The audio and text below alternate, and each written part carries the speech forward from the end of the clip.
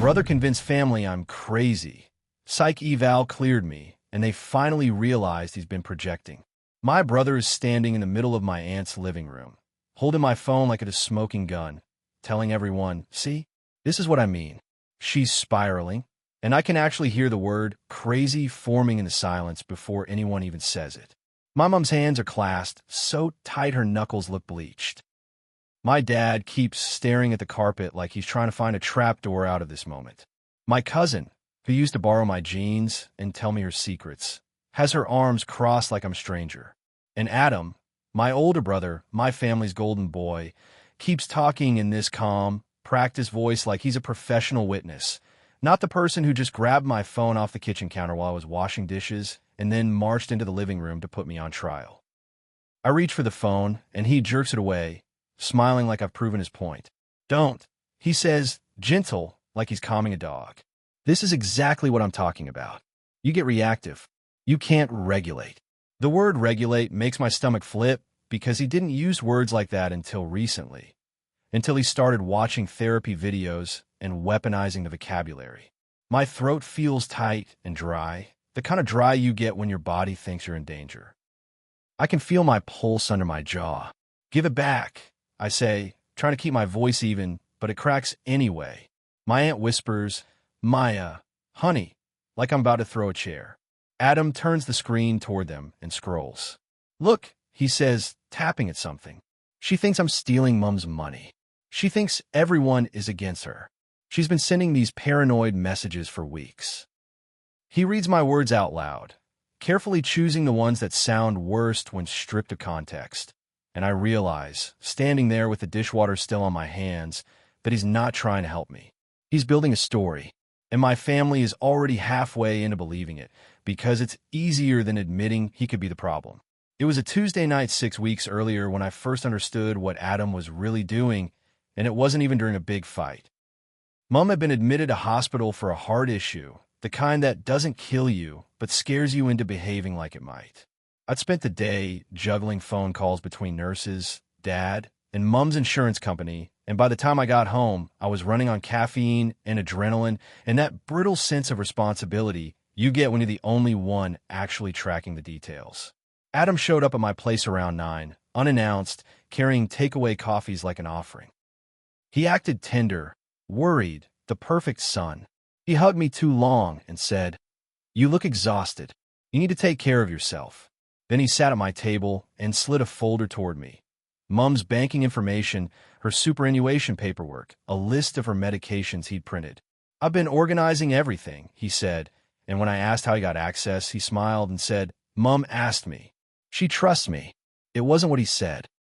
It was the way he said it, like he was placing me below him in the family hierarchy. Like I was the frantic one, the emotional one, the unreliable one. When I told him we should keep everything transparent and loop Dad in, Adam's smile tightened. "Dad can't handle this," he said. "And honestly, Maya, you've been a bit intense lately." He said intense like it was a diagnosis, like it explained everything, like it meant he didn't have to answer my questions. Adam and I have always had this split reality in our family. He's 2 years older, charming when he wants to be, loud at gatherings, the one who can make my dad laugh, even when the mood is bad. He's also the one who gets forgiven faster, the one who didn't mean it, the one who has a lot of pressure. I was the quiet one, the responsible one, the one who takes things too seriously. That dynamic worked fine when we were kids, and the stakes were birthday parties and who got the last slice of pizza. It doesn't work when there's a vulnerable parent and real money and medical decisions and someone trying to control the narrative. The thing is, Adam hasn't been okay for a while. I don't say that to be cruel. I say it because I've watched him change in slow, specific ways. He's had cycles of being weirdly grand, big plans, business ideas, talking about moving overseas, talking about how he's finally figured it out. Then he crashes. He disappears. He blames someone. He has a new explanation every time that makes him the victim and everyone else the obstacle. He's had jobs he quit because they didn't respect him. Friendships that ended because people were jealous. Relationships that failed because his girlfriends were unstable. There's always an unstable woman in his stories. Always someone crazy that he had to endure. I used to feel sorry for him. I used to think he was just unlucky. Now I look back and see the pattern. He externalizes everything. If he can put the dysfunction in someone else, he gets to stay clean. When Mom got sick, it should have been a moment that brought us together. Instead, it became Adam's stage. He started showing up to the hospital at the times when doctors did rounds, then telling everyone he spoke to the cardiologist like he was the one running point. He'd text family updates before I even got the chance, sometimes wrong, sometimes dramatic, always framed so he looked like the heroic caretaker. When I corrected him, he'd respond with, "You're overreacting. Calm down. Calm down." The sentence that has never calmed anyone down in the history of the world. But it did do something else. It made me look unreasonable for pushing back. Then he escalated. He started suggesting I was not coping. He'd say it softly to my dad, like concern. "She's not sleeping," he'd whisper. "She's anxious. She's making everything worse." He started repeating little anecdotes from my life with a twist that made them sound ominous. I once told him I'd been having panic attacks in my early 20s after a car accident. Suddenly, in Adam's retelling, I was mentally unstable for years. I'd once told Mom I was worried about her medication interactions because I'd read the leaflet. Suddenly, I was obsessing and paranoid. I didn't realize how much he'd been planting those seeds until the night my dad rang me and said, carefully, "Your brother thinks maybe you should talk to someone." Talk to someone. Like I'd been screaming at walls. Like I'd been unsafe. I was sitting in my car outside the hospital when Dad said it, staring at my steering wheel with my hands locked around it. I remember feeling this cold, sinking thing in my chest because my dad wasn't accusing me exactly. He was uncertain. And uncertainty is the opening manipulators need. If they can make people unsure of your stability, they don't have to argue with your facts. I asked Dad what Adam had said. Dad hesitated, then said, "He's worried you're fixated." Fixated. Another therapy word. I felt my face burn in the dark car.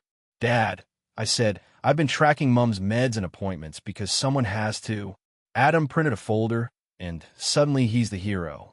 "That's what's happening." Dad sighed. "I just don't want you two fighting," he said, which was code for, "Please stop making this uncomfortable." And I realized in that moment that Adam didn't need to convince them I was actually unwell. He just needed to convince them that dealing with me was exhausting. A week later, it got worse. I went to Mom's house to pick up her paperwork. Adam was there. He'd rearranged her kitchen drawers. He'd moved her bills into a new system. He'd also taken her bank statements. I asked him where they were, and he smiled and said, "Why do you need them?" The question was so loaded it made my skin prickle. "Because they're Mom's," I said. "Because we need transparency."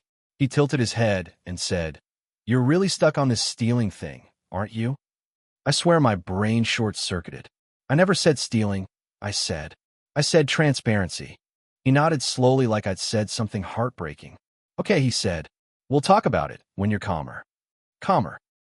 Again, like my normal voice was hysteria. That night, I went home and I did something I never thought I'd do. I opened a note on my phone and started writing down dates. Not because I was building a case against my brother for fun, because I could feel reality getting slippery. I could feel myself starting to doubt what I'd heard, what I'd seen. That's what happens when someone keeps insisting you're irrational. You start checking your own memory like it's corrupted. I wrote down. Adam took Mom's bank statements. Wouldn't show me. Said I'm stuck on stealing thing even though I didn't say it.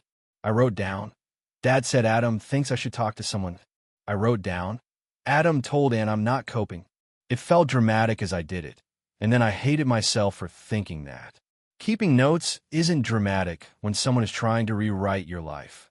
Then the biggest escalation, Adam called in a welfare check. It was a Sunday morning. Lena was making coffee. Our cat was trying to climb into the grocery bag, and my phone buzzed with a blocked number. I ignored it. Then someone knocked on the door. Hard. I opened it to two police officers standing on my porch. My stomach dropped so fast I felt dizzy. One of them said my name and asked if I was okay. They were polite, calm. But that calm is terrifying when you haven't done anything and you're suddenly being assessed like a risk. "We received a call that you might be in distress," the officer said. Someone was concerned about your well-being. I could barely hear through the roaring in my ears. Lena stepped behind me, her hand on my back. Who called? I asked, voice shaking. We can't disclose that, the officer said automatically, but his eyes flicked, just slightly, like he already knew the answer would hurt me. I'm fine, I said. I'm not a danger to myself. I'm not a danger to anyone. They asked if they could come in. I let them, because refusing makes you look like you're hiding something. They glanced around like they were checking for chaos. There was none. There was coffee. There was laundry on a chair. There was my life, boring and normal. The officer asked if I'd had thoughts of self-harm. I said no. He asked if I'd been sleeping. I said yes, not great, because my mom's in hospital and I'm stressed, but yes. He asked if I'd been using drugs. I said no. Lena answered a couple questions too, calmly, clearly, and I will never forget how steady her voice was while mine kept trembling. The officers left after maybe 10 minutes. Before he walked out, one of them said gently, "If you need support, there are services." The kindness almost made me cry because it wasn't what I needed. What I needed was for my brother to stop. As soon as the door shut, I knew. I just knew. Lena looked at me and said, "It was Adam." I didn't even ask how she knew. We both knew, because who else would frame it like that? Who else had been laying the groundwork that I was spiraling? Adam didn't just want me discredited. He wanted me officially flagged. He wanted a paper trail that implied instability. I sat down on the kitchen floor, right there between the fridge and the cupboard, because my legs went weak. Lena crouched beside me and said, "This is going to get worse before it gets better." That sentence scared me because she was right. The day after the welfare check, my aunt called. Not to ask if I was okay. To ask, cautious and curious, "Are you all right, sweetie? Adam said you've been having episodes." Episodes? I felt sick. "No," I said. "I'm stressed. My mom is in hospital. My brother is trying to take control of her finances and make me look unstable for questioning him." My aunt made a noise like she didn't want to hear that. "He's just worried," she said. "He called the police on me," I said, and my voice went sharp. "That's not worry. That's control." There was silence. Then she said, "Well, maybe you should talk to someone anyway, just to reassure everyone." And that's when I realized the trap. If I refused, I looked unstable. If I agreed, Adam would spin it as confirmation that something was wrong. Either way, he got what he wanted. So I decided to do the only thing that felt like it would cut through the fog. I booked a formal psychiatric evaluation. Not therapy, not talking to someone. An actual evaluation with an independent psychiatrist, documented, because I was done arguing with vibes and whispers. Lena helped me find someone reputable, someone who did assessments for legal matters sometimes, someone who understood how family conflict and manipulation can mimic symptoms when retold by a third party. The wait was 2 weeks. Those 2 weeks were hell. Adam kept texting me these sugary messages like, "Just checking in, love you," while also telling family I was unstable. He'd post vague things on social media about supporting people with mental health struggles, like he was auditioning for sainthood. Every time my phone buzzed, my stomach flipped. The day of the evaluation, I wore jeans and a plain jumper, and I felt stupidly nervous, like I was going to fail a test I shouldn't even have to take.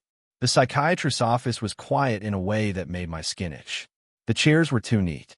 The air smelled faintly of disinfectant and peppermint. When he called me in, he was calm, professional, not warm exactly, but not cold either. He asked why I was there. I took a breath and said, "My brother has been telling my family I'm mentally unwell." He called in a welfare check. "I need documentation that I'm not experiencing psychosis, mania, or anything that would impair my judgment." Saying it out loud like that made my cheeks burn. The psychiatrist nodded and asked me to describe what Adam had said. He asked about my mental health history. I told him the truth. I've had anxiety. I had panic attacks years ago after a car accident. I've done therapy. I've never been hospitalized. I've never had delusions. I've never been diagnosed with a severe mental illness. He asked about sleep, appetite, mood, concentration. He asked if I felt hopeless. He asked if I felt paranoid.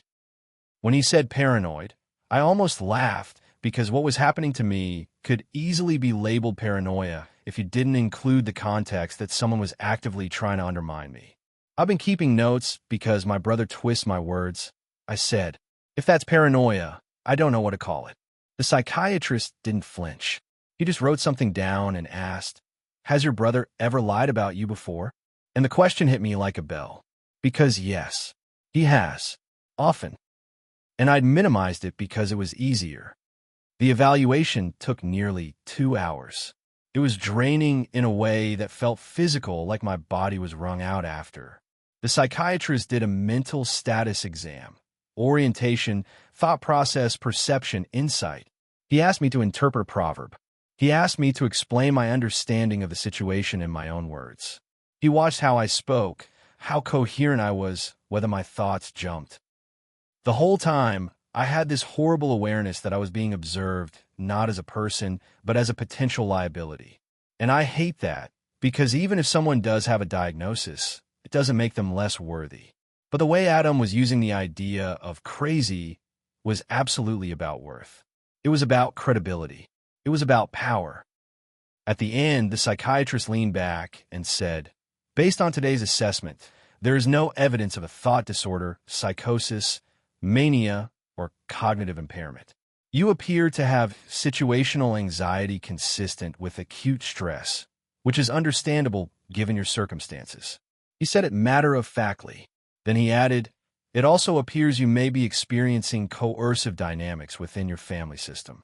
Coercive, a clinical word for what I've been feeling, squeezed.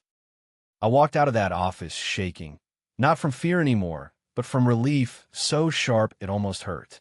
Lena met me outside, and I sat in the car and cried, not because I needed a doctor to tell me I'm sane, but because I finally had something solid.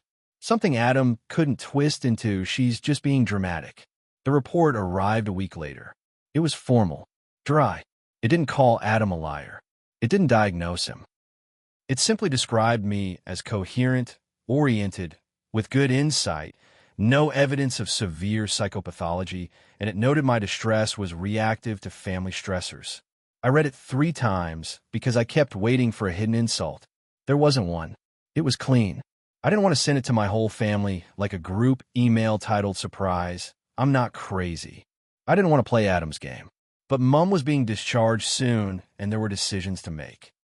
Adam had already been pushing Mom to sign a temporary power of attorney while she was still groggy on hospital meds. A nurse had quietly told me, you might want to be present for any paperwork. That was the moment the stakes became undeniable. So I asked for a family meeting at Mom and Dad's. That's how we ended up in my aunt's living room with Adam holding my phone and performing concern. That's how my family's faces looked like they were bracing for a confession. When he finished reading my text like a prosecutor, I took a breath and said, okay, since we're doing this in front of everyone. My voice was steadier than I felt. I walked to my bag, pulled out an envelope, and set it on the coffee table. Adam's eyes flicked to it immediately. He hates documents when he's not the one controlling them. What's that? My dad asked, cautious. It's my psychiatric evaluation, I said. Adam laughed, sharp. You got evaluated? He said, like it was hilarious. Maya, you don't see how this is proving my point? I looked at him. No, I said. It disproves yours. My aunt frowned.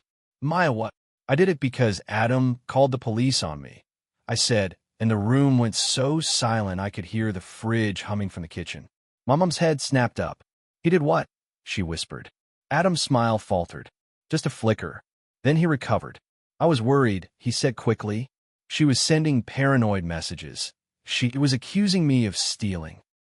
I never accused you of stealing, I said, keeping my voice even. I asked for transparency. And you turned it into she's crazy, because that's easier than answering questions. My dad's face went red. You called the police on your sister, he said to Adam. And his voice had that low warning tone I hadn't heard since we were teenagers. Adam spread his hands. I didn't call the police, he said, instantly slippery. I called a hotline. They decided what to do. Lena, sitting beside me, finally spoke. The officers said it was a welfare check, she said calmly. They came into our home. Maya wasn't a danger. It was humiliating. Mom's eyes filled, not with empathy for me at first, but with shock. Why would you do that? She asked Adam, and her voice was small. Adam turned to her immediately, softening. Mom, I did it for you, he said. I'm trying to protect you. Maya's been unstable. I slid the envelope forward. Read it, I said. Adam didn't touch it. He stared at it like it could bite him. This is absurd, he muttered. My dad picked it up. His hand shook slightly as he pulled out the pages. He scanned. His forehead creased. He kept reading. The longer he read, the more his expression changed from suspicion to confusion to something like anger that didn't know where to land yet. Mom leaned forward. What does it say? She asked, breathless. Dad looked up, eyes glossy. It says she's fine, he said, voice rough. It says she's stressed. Understandably. But it says there's no evidence of, he swallowed. No evidence of what Adam's been implying. Adam scoffed too fast. You can fool those people, he snapped, and then he froze because the mask slipped. The sentence came out sharp and mean, not caring and concerned. My aunt's eyebrows shot up. Fool, she repeated. Adam's face flushed. He tried to backpedal. I mean, people can present well, he said, voice rushing. You don't know what she's like when she's... When she's what? Lena asked, still calm. When she asked you not to pressure your mother into signing documents? Mom stared at Adam like she'd never seen him before. Are you pressuring me? She whispered. Adam's jaw clenched. No, he said, but the words sounded wrong. Mom, don't listen to them. Maya's turning you against me. And there it was. The projection, naked, accused me of what he was doing. Make me the manipulator so he could keep manipulating. My dad stood up so abruptly the coffee table rattled. Give her phone back, he said. Adam hesitated, then tossed it onto the couch like it was nothing. His hands were shaking. He tried to laugh again, but it came out brittle. This is insane, he said. My dad's voice rose. Insane is calling the police on your sister and telling everyone she's unstable because she questioned you, he snapped. What the hell is wrong with you? Adam's eyes darted around the room like an animal looking for escape routes. You're all ganging up on me, he said, and the irony would have been funny if it hadn't been my life. You're proving what I've been saying. This family is toxic. No one supports me. My cousin, quiet the whole time, finally spoke. You said your ex was crazy, she said slowly. You said your last boss was crazy. You said your friends were crazy. You always have a crazy person. Adam whipped toward her. Shut up, he snapped. Mom flinched like she'd been slapped. Don't talk like that, she whispered. And in that moment, the room shifted. It wasn't just about me anymore. They were seeing him. The tone, the control, the way his concern evaporated the second he wasn't believed. Dad took a long breath, like he was trying not to explode. We're not signing anything, he said, looking at Mom. Not without a lawyer present. Not without Maya involved. And Adam, he paused. You need help. Adam's face twisted. Me, he spat. I'm not the one who got evaluated. I couldn't stop myself. I got evaluated because you forced my hand, I said quietly. And I did it so you couldn't keep using crazy as a weapon. Adam grabbed his jacket like he'd been burned. Fine, he said, voice shaking with rage and something else, fear maybe. Enjoy your little victory. He looked at Mom and tried one last time. Mom, you know I'm the only one who cares about you, he said, voice soft again, attempting to mask. Mom stared at him, tears tracking down her cheeks. I think you care, she said, voice breaking. But I think you also want control. And I don't understand why. Adam's face crumpled for a second, and I saw something raw underneath, hurt, emptiness, maybe shame. Then he hardened again, because softness is unbearable when you've built your whole self on being right. He walked out, slamming the door so hard a framed photo rattled on the wall. After he left, nobody spoke for a full minute. My aunt wiped her eyes. My dad sat back down slowly like his legs didn't trust him. Mom reached out and took my hand, and her fingers were cold. I'm sorry, she whispered. I didn't realize. I wanted to scream. I didn't realize how much you were already halfway to believing him. I wanted to say, it shouldn't take a psychiatrist's report for you to trust me. But Mom looked small and scared and tired in a way she never used to, and I didn't want to make this worse. I just squeezed her hand and said, I know. The fallout wasn't neat. It wasn't a movie moment where everyone apologizes and Adam sees the error of his ways and we hug in slow motion. It was messy. Family members called me privately, some apologizing, some defending Adam, some saying, "I just didn't want to pick sides." My aunt admitted Adam had been texting her for weeks, worried about me. My cousin admitted Adam had told her I was off my meds, which was wild because I'm not on meds. My dad sat me down one evening and said, quietly, "I should have asked you directly. I should have trusted you." His voice cracked, and that was the closest my dad gets to regret. Mom, with the calm authority of a woman who nearly got bullied into signing away her autonomy, refused to sign anything without independent advice. We got a lawyer. We got proper documents. We made sure Mom understood what she was signing while she was fully alert. Adam showed up once, furious, and tried to argue. The lawyer shut him down with calm, professional firmness that Adam couldn't out-drama. Watching Adam realize his usual tactics didn't work on someone who wasn't emotionally invested was almost surreal. A week later, Adam had his own meltdown in front of my dad. Dad told me about it afterward, voice shaking with anger and grief. Adam accused Dad of betraying him. He accused me of brainwashing everyone. He claimed I paid off the psychiatrist. He said the family was plotting to steal his inheritance. Inheritance. That word sat heavy in the air when Dad told me, because it revealed the engine under everything. Adam's fear of being left out, of losing status, of not being the center. Dad said something that stuck with me. He said, "He sounded like you, the way he described it. Like everyone was against him. Like he was the victim of some big plan." Dad paused, swallowed. And I realized that's what he's been saying about you. He took his feelings and put them on you. Projecting. The word fits like a key in a lock. Adam wasn't diagnosing me. He was outsourcing his own instability, his own fear, his own shame onto the easiest target. Me, the sibling who asks questions, the one who doesn't charm people, the one who doesn't perform. If he could make me the unstable one, he didn't have to look at himself. I'm not writing this because I think psych evaluations are some magical proof of worth. I'm not writing it to say mental illness equals bad. People struggle. People deserve care. That's not the point. The point is that Adam used the idea of mental illness like a stain you can throw on someone to ruin their credibility. He used it to get control. He used it to avoid accountability. He used it because he knows our family is terrified of anything that disrupts the image of normal. And yeah, it's messed up that I had to spend money and sit in a psychiatrist's office and answer questions about suicide and delusions just to counter my brother's smear campaign. It's messed up that my family needed a formal report to start doubting Adam instead of simply talking to me like a human being. But I also learned something uncomfortable and useful. When someone is committed to rewriting your reality, you can't win by arguing. You win by anchoring yourself to facts, to documentation, to calm consistency, and to people like Lena who don't get hypnotized by the family script. Adam hasn't apologized. He won't.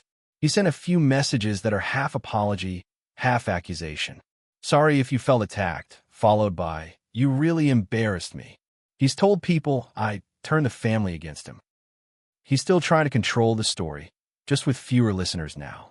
Mom has kept her distance. Dad has set boundaries that would have been unthinkable a year ago.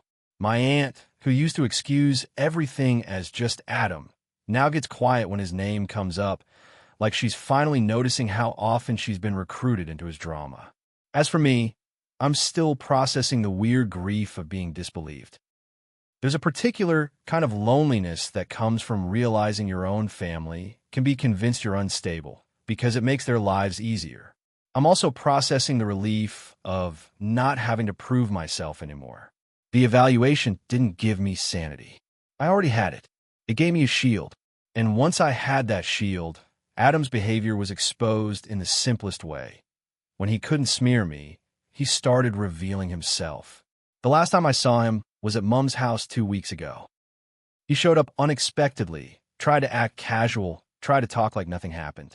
Mom met him at the door and said, calmly, "We can talk when you're ready to be honest." Adam's face tightened. He looked past her at me like I was the villain in his personal movie. And for the first time, I didn't feel the urge to explain, to defend, to perform my own innocence. I just looked at him and thought, "You can't make me carry your chaos anymore." He left, angry, muttering about how everyone's against him. And Mum closed the door softly, leaned her forehead against it for a second, and whispered, almost to herself, "I don't know when he became like this." I do. He became like this slowly, over years, every time someone let him dodge accountability by making someone else the problem. He became like this every time our family chose comfort over truth. I can't undo that history, but I can stop being the place where he dumps his fear. I can stop being the family's designated crazy so they don't have to look at the person actually causing damage. And I can say this, finally, without my voice shaking. I'm not crazy. I was targeted, and now everyone knows the difference.